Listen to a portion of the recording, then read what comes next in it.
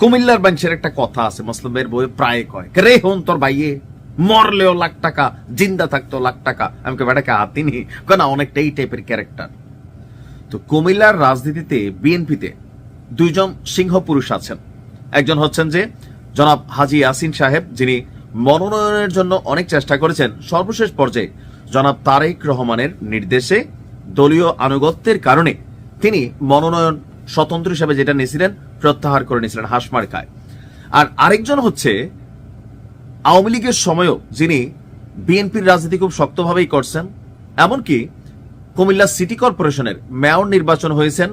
But finally একবার যখন দল কোনো নির্বাচনে অংশ না নেওয়ার ঘোষণা দিল, বাট মনিরুল হক সাক্ষ্য তিনি নির্বাচনে অংশগ্রহণ করলেন, তখন তাকে দল থেকে বহিষ্কার করা হয়।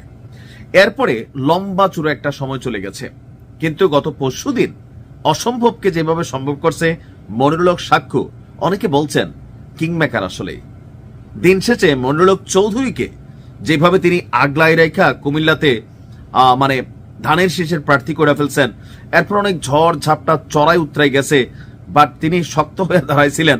তো দিন শেষে কিভাবে তারেক রহমানের সাথে একই স্টেজে মনিরুল হক সাক্ষ্য উঠে গেল, পেছনের ঘটনাটা কি? ঘটনা তো অবশ্যই আছে, আসুন দেখি কি চলছিল তলে তলে। কিভাবে আপনার বহিষ্কার আদেশ প্রত্যাহার ছাড়াই তারেক রহমানের সাথে এক মঞ্চে জায়গা পেল মনিরুল হক সাক্ষ্য ভাই। তবে সাক্ষ্য ভাইয়ের বউ আমার ভিডিও দেখে, ভাবি আসসালামু আলাইকুম। আচ্ছা, নেটিজনরা বলছে যে সাক্ষ্য ভাইয়ের বহিষ্কার আদেশ কি প্রত্যাহার হচ্ছে? আমারও মনে হয় হচ্ছে। তো সাক্ষ্য ভাই কি বলতেছে দেখেন, তিনি বলছেন দলের সবুজ সংকেত পেয়েই আমি মঞ্চে উঠছি। মঞ্চটা কিন্তু এত সোজা না। তারেক রহমান যে স্টেজে বসেন সেখানে আগে সিলেক্টেড ইলেক্টেড থাকে কারা কারা মঞ্চে উঠবেন, যেহেতু বিভাগীয় টাইপের সমাবেশ থাকে, কয়েকটা জেলা মিলে একটা সমাবেশ থাকে। তো সেখানে প্রত্যেক জেলার সদরের বা আরো বিভিন্ন জায়গা থেকে অনেক নামি দামি, তারপর যারা মনোনয়ন পাইছে এরকম অনেক ব্যক্তিত্বরা কিন্তু থাকেন। তো সেইখানে বহিষ্কৃত একজন নেতা উঠতেছেন, তার মানে একটা সেট আপ তো হয়েছে। সম্ভবত যে কোনো সময় তার বহিষ্কারাদেশ প্রত্যাহার হয়ে যাবে, এমনটাই ধারণা করছে। তো আমরা দেখছি যে দলীয় সূত্র বলছে যে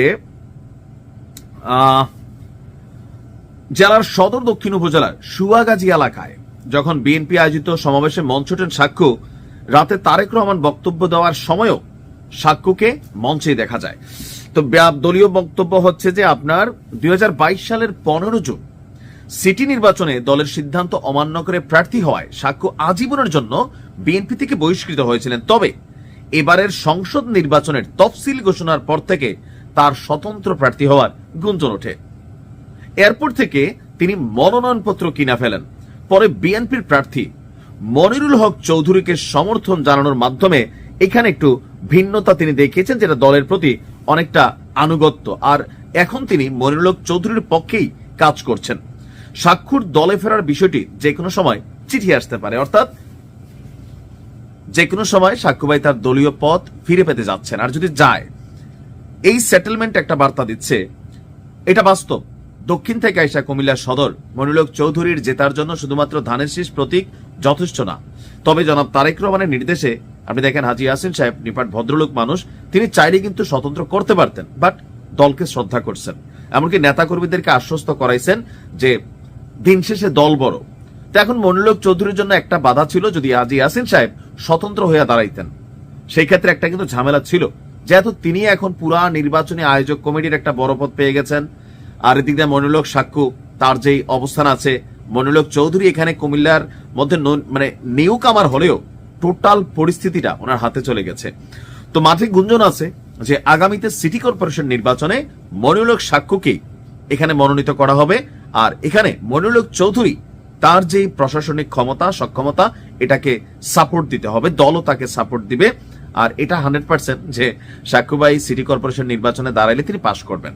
এখন এখান থেকে অনেকে আসতে পারে, বা হাজী ইয়াসিন সাহেবের যিনি শালা আছেন কাউসার ভাই, তো তিনি মনে হয় না যে আর পাশ করবেন। এই সিস্টেম এখন যেভাবে ইমপ্লিমেন্ট হচ্ছে, অর্থাৎ মনিরুল হক সাক্ষ্য পর্দার আড়ালে থেকে যে ইঞ্জিনিয়ারিং করছেন, অনেকেই বলছেন আমারে যে এটা হয়তো নইরা যাবে বা শেষ পর্যন্ত সমীকরণ ভিন্ন হবে। বাট আমি বলছি যে যে সেটেলমেন্টটা আছে বা যতটুকু বুঝতে পারি, আর যেহেতু আমরা কুমিল্লারই পোলাপাইন, ভিক্টোরিয়া কলেজে পড়াশোনা করছি, প্রত্যেকটা নেতারাই খুব কাছ থেকে দেখার সুযোগ হয়েছে, কথাবার্তার সুযোগ হয়েছে, বা এখন অনেকের সাথেই জেলা পর্যায়ে, বিভাগীয় পর্যায়ে অনেকের সাথে কথা হয়, মাঠের সমীকরণ জানার চেষ্টা করি। অনেক আগে বলছিলাম যে ফাইনালি মনিরুল হক চৌধুরী তিনি টিকে যাবেন, দল ম্যানেজ করে নিবে। জনাব তারেক রহমান দেশে নামার পর যারা বিদ্রোহী প্রার্থী ছিলেন তাদেরকে যেভাবে হোক ওনার সামনে সরাসরি ডাইকে একটা কথা বলার পরে এই সিদ্ধান্তটারে নাড়ার মতন বা হুকুমটা থেকে লড়ে যাওয়ার মতন বিএনপিতে খুব কম আছে। এটা দলের প্রতি রেসপেক্ট, শ্রদ্ধা, অপরদিকে পারস্পরিক ভালোবাসার জায়গায় তৈরি হয়। যাই হোক, মনিরুল হক সাক্ষ্য ভাইয়ের জন্য সুসংবাদ, ভাবি মিষ্টি খাওয়াইয়ান দেশে গেলে। হ্যাঁ, আসসালামু আলাইকুম।